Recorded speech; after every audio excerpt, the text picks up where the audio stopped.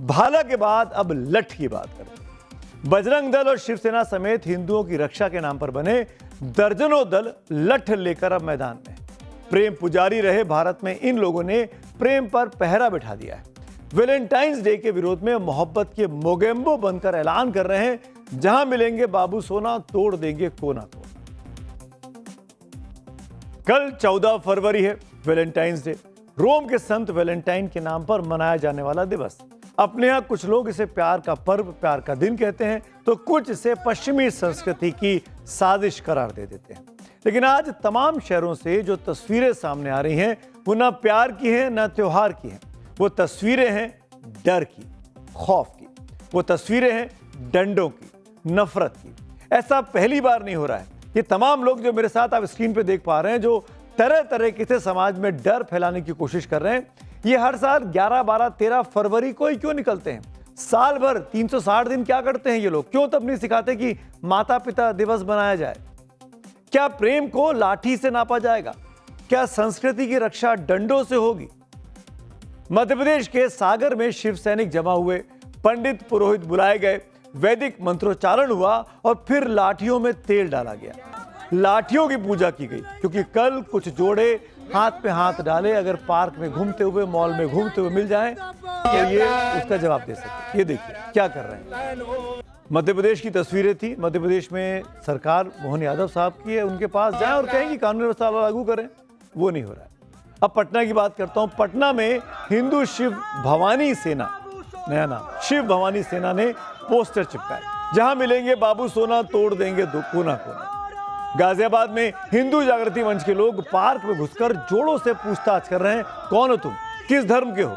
ये हिंदुस्तान है। देखिए यूपी के एक और शहर मुजफ्फरनगर की बात करता हूं। यहां पर तो वैलेंटाइन डे से पहले क्रांति सेना कार्यालय पर लठ पूजन किया गया। कौन कौन सी सेनाएं हैं? शिव भवानी, क्रांति, क्या क्या नाम है। पूजन किया गया लठ का। क्रांति सेना की महिलाओं ने लठ पूजन किया और चेतावनी जारी की, वार्निंग देते हुए नारा दिया, जहां मिलेंगे बंटी बबली तोड़ देंगे हड्डी पसली। ऐसा करने वाले सिर्फ एक मजहब के लोग नहीं हैं, सिर्फ एक ही धर्म, ऐसा नहीं हो रहा है। अब मुंबई की बात करता हूं। मुंबई की रजा अकेडमी के प्रेसिडेंट मौलाना मोहम्मद सईद नूरी ने कहा, इस्लाम में वैलेंटाइंस डे की कोई जगह नहीं है, ये नाजायज और हराम है। सुनिए। 14 तारीख में जो हमारे जवान शहीद हुए थे पुलवामा में, हम ये बोलना चाहते हैं कि पुलवामा में जो शहीद हुए उनको श्रद्धांजलि दो, उनके लिए कोई ब्लैक डे बनाइए। आप ये वैलेंटाइन डे क्यों बनाते हो? ऐसा क्या हो गया भाई आपको? हमारी जो है युवा पीढ़ी इतनी बेकार हो रही है, संस्कृति हमारी खराब कर रहे हैं, इसका हम विरोध करते हैं। क्रांति सेना की इन महिला नेत्री को आपने सुना, वो पुलवामा को याद कर रही हैं वैलेंटाइंस डे पर, जबकि पुलवामा हुआ था अप्रैल के महीने में, 23 अप्रैल को। आखिर आज 14 फरवरी को वो कह रहे हैं कि हम वैलेंटाइंस डे नहीं मनाने देंगे, आप उनको याद करो। कहां से कहां चीजों को जोड़ा जा रहा है अपने गलत कामों को जस्टिफाई करने के लिए।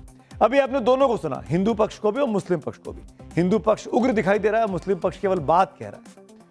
एक तरफ देश में धर्म के, मजहब के नाम पर तनाव चल रहा हो, तो वही वैलेंटाइंस डे को लेकर कुछ धर्म के ठेकेदार मिले सुर मेरा तुम्हारा जैसा राग अलाप है। मौलाना सईद ने तो देश भर के इमामों से गुजारिश कर दी कि मस्जिदों से ऐलान करें कि मुसलमान वैलेंटाइंस डे ना मनाएं। एक तरफ मौलाना कहते हैं कि वैलेंटाइंस डे हराम है, हिंदू संगठनों के लोग चेता रहे हैं वैलेंटाइन डे मनाया तो खैर नहीं। मेरा कहना है कि प्रेम अगर मर्यादा में है तो वो संस्कृति है, अगर मर्यादा से बाहर है तो उसे कानून संभालेगा, ना कि लाठी लिए हुए ऐसे लोग जो अपने आप को कानून का सबसे बड़ा रक्षक कह रहे हैं। हाँ, आज के समय में समाज में ऐसी भी बीमार मानसिकता के लोग सामने आ रहे हैं जो प्रेम को मजहबी हथियार बनाने में लगे हुए हैं। यहां भी हिंदू मुसलमान करते पकड़ते आते हैं, मजहबी उन्माद में वो प्यार को भी जुर्म बना देते हैं। ऐसे लोगों को कानून से सजा मिलती है। फिर लोगों के हाथ में ये डंडे क्यों हैं? ऐसी धमकियां क्यों दी जा रही? हनुमान चालीसा पढ़िए, भक्ति करिए, भजन गाइए, लठ मत उठाइए, लठ की धमकियां मत दीजिए। उसके लिए पुलिस है, कानून व्यवस्था है। एक तरफ लठ की बात होती है तो दूसरी तरफ मोहब्बत की बात करने वाले कोट द्वार के वो दीपक, याद है ना आपको, जिन्होंने अपना नाम मोहब्बत दीपक बताया था, उनको अभी भी लगातार धमकियां मिल रही हैं। और इतने ही नहीं, उनके जिम में लोगों का आना भी कम हो गया है। जिस जिम को वह चलाते हैं, डर के मारे लोगों ने उससे बॉयकॉट कर दिया है। हमारे संवाददाता ग्राउंड पर गए और देखा उनके जिम की क्या हालत है। देखिए जरा। पहले 150 लोग आते थे, लेकिन आज जिम की स्थिति बेहद दयनीय हो चुकी है। देखिए, मैं दिखा रहा हूँ तस्वीरें, देखिए आप, मैं कोटद्वार के उस जिम से दिखा रहा हूँ जो मोहम्मद उर्फ दीपक कुमार का है। और दीपक कुमार के इस जिम में अब जहां लोग 150 के करीब आते थे, आज उनकी संख्या बेहद ज़्यादा कम हो गई। उसके पीछे की वजह भी जानेंगे, कुछ लोग भी हैं यहाँ, उनसे भी बात करेंगे। सबसे पहले अपना नाम बताइए और क्या वजह थी? मेरा नाम आकिब खान है और वजह जिम में कम, क्योंकि कई सारे बच्चों को उनके घर वाले मना कर रहे हैं कि माहौल ख़राब है, जिम में मत जाओ। मेरे 1-2 फ्रेंड हैं, उनसे मेरी बात हुई तो वो बोल रहे हैं कि इस टाइम जिम का माहौल ख़राब है, आप जिम मत जाओ। सोशल मीडिया पर लगातार इस तरह की पोस्ट आती हैं कि दीपक कुमार को लगातार धमकियां मिल रही हैं। अभी हम उनके घर पे भी गए, घर पे ताला लगा हुआ था। यहाँ पे कुछ और लोग भी हैं, आपको पहले जिम की तस्वीरें देखिए।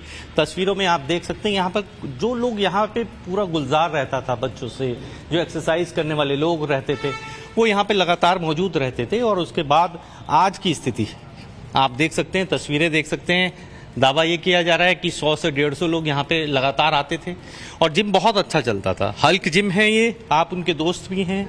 आप बताइए, स्थिति ऐसी क्यों? क्या कोई सांप्रदायिक माहौल खराब करने की कोशिश, राजनीति, क्या मानते हैं आप इसे?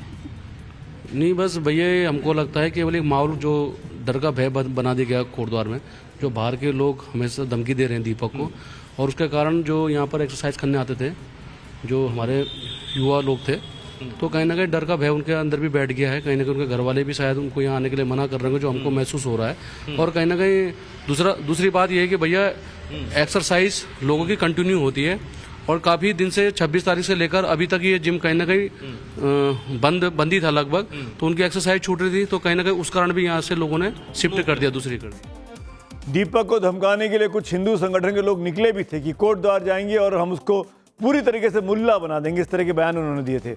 उन सबको पुलिस ने रोक लिया, समय रहते पुलिस ने कार्रवाई कर दी, इन लोगों को रोक लिया, वरना फिर इस प्रेम के दिवस के मौके पर यानी 14 फरवरी के दिन के मौके पर फिर कुछ नया बवाल वहां पर खड़ा होता दिखाई दे रहा था। फिलहाल तो शांति कोटद्वार में है, लेकिन दीपक कुमार कैमरे के सामने आने से अभी भी संकोच करते हैं, हिचकिचाते हैं।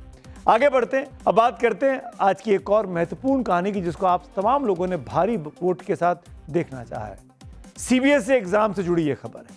यह खबर सीबीएसई बोर्ड की 12वीं की परीक्षा देने जा रहे 17 लाख से अधिक स्टूडेंट से सीधे तौर पर जुड़ी हुई है। इस बार 12वीं की कॉपियां डिजिटली चेक होंगी। जी हां, आप पेपर मैनुअली लिखेंगे, लेकिन कॉपियां डिजिटली चेक होंगी। यह एक तरीके से एक डिजिटल प्रयोग है, बिल्कुल नया और बिल्कुल आप कह सकते हैं अनूठा, क्योंकि सीबीएसई 12वीं के 17 लाख से ज्यादा स्टूडेंट्स की किस्मत डिजिटल स्क्रीन पर लिखी जाएगी। सीबीएसई 12वीं बोर्ड परीक्षा 17 फरवरी से शुरू हो रही है, यानी अगले हफ्ते के मंगलवार से, और 10 अप्रैल तक चलेगी। Central board of secondary education ने फैसला किया कि 12वीं की कॉपियां अब ऑन स्क्रीन मार्किंग सिस्टम से जांची जाएंगी, यानी परीक्षा तो ऑफलाइन होगी, लेकिन मार्किंग पूरी तरीके से ऑनलाइन होगी। बच्चों की कॉपियां परीक्षा केंद्र पर ही स्कैन होकर सिस्टम में अपलोड हो जाएंगी। करीब 1 करोड़ कॉपियों को अपलोड किया जाएगा, जिसमें 32 करोड़ से भी अधिक पन्ने स्कैन किए जाएंगे। 12वीं की परीक्षा दे रहे स्टूडेंट्स के एक पेज कंप्यूटर पर होंगे। पहली बार पूरी मार्किंग ऑन स्क्रीन होगी, बिना कागज, बिना ट्रांसपोर्ट, बिना मैनुअल एंट्री के। चेक करने वाले टीचर कंप्यूटर पर क्लिक कर अब नंबर देंगे, यानी कॉपी चेक करेंगे। इसे लेकर आज सीबीएसई ने 4 घंटे से भी अधिक का वेबिनार किया। सीबीएसई चेयरमैन राहुल सिंह की अगुवाई में एग्जाम सेंटर के प्रिंसिपल के साथ केंद्र व्यवस्थापकों और ऑन स्क्रीन मार्किंग सिस्टम के बारे में बताया गया। सीबीएसई की तरफ से दावा किया जा रहा है कि इससे समय बचेगा, खर्च बचेगा, पारदर्शिता बढ़ेगी, गलतियां कम होगी, लेकिन सवाल भी खड़े हो रहे हैं, खासकर पेरेंट्स के मन में। क्या देश भर के हर स्कूल में इंटरनेट इतना मजबूत होगा कि कॉपियां स्कैन कर अपलोड हो जाएंगी? क्या हर टीचर डिजिटली सिस्टम के लिए पूरी तरीके से ट्रेन कर दिया गया है? और अगर 32 करोड़ पन्नों की स्कैनिंग में कहीं एक छोटी सी तकनीकी गड़बड़ी हो गई तो उसका जिम्मेदार कौन होगा? सुनिए 12वीं की परीक्षा देने वाले बच्चों के मन में क्या संशय है। ये तो गलत फैसला हुआ, क्योंकि सीबीएसई को ये चीज़ हमें बहुत पहले बतानी चाहिए थी। और कहते हैं कि जैसे कि जब टीचर्स चेक करते हैं पेपर तो उसमें भी बहुत सी गलतियां होती है, तो कंप्यूटर पे हम लोग कैसे भरोसा कर सकते कि उस पर सही होगा। एक हफ्ते में एग्जाम्स है, इतना प्रेशर है, एग्जाम का प्रेशर है, ऊपर से ये आप बता दे रहे हो कि 12th में आपका पेपर ऐसे चेक नहीं होगा जैसे हमेशा से सबका होते आ रहा है। लाइक हमारे ही बैच पे क्यों इस चीज पे हमारी बैच को टारगेट किया गया? इन लोगों को पहले चेक करना चाहिए कि इसका आउटकम क्या है 11th में करके, और ना कि डायरेक्ट 12 में इम्प्लीमेंट कर देना चाहिए, वो भी सिर्फ सीबीएसई के लिए।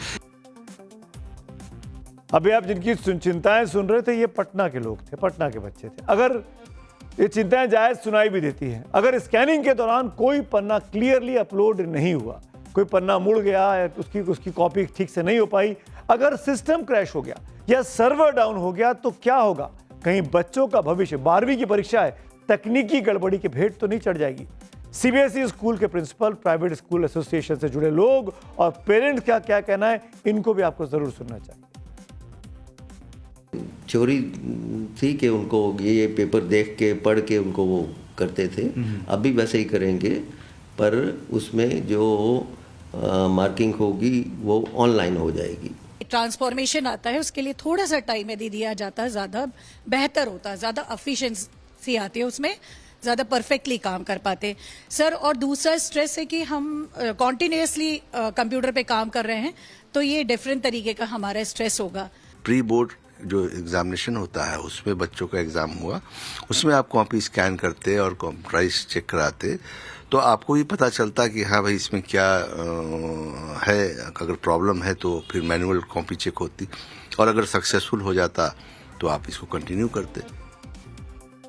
ये इतना बड़ा और इतना नया अनुभव है और पहली बार हिंदुस्तान में हो रहा है 12वीं के तमाम 17-18 लाख बच्चों के लिए। सवाल दरअसल बच्चों के भविष्य का, और यही चिंता हमको भी है। For more of such videos, do like, share and subscribe to ET Now Swadesh.